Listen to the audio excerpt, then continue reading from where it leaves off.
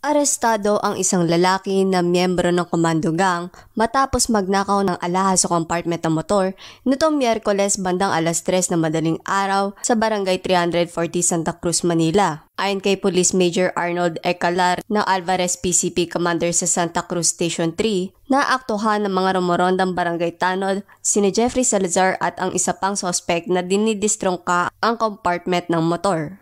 Sisitahin parusahan na nila ang mga suspect nang kumaripas ang mga ito ng takbo kasama ang nakuhang belt bag na may lamang 2 kwintas na nagkakahalagang 90,000 pesos. Nahuli si Salazar ngunit nakatakbo ang kanyang kasama. Agad namang ipinaalam ng may-ari ng motor na si Joselito Tagle ang pangyayari matapos mahuli ang isa sa mga suspect.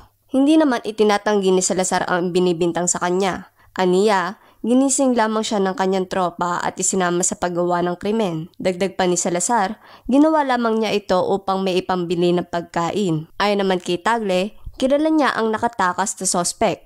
Sa katunayan, humihingi pa umano ito ng candy sa kanya sa tuwing nagugutom ito. Si Salazar ay nahaharap sa kasong pagnanakaw habang pinaghahanap naman ang isa pang sospek. Ako si Julita Principio, ang inyong Abante Teletabloid reporter. Walang inaatrasang balita.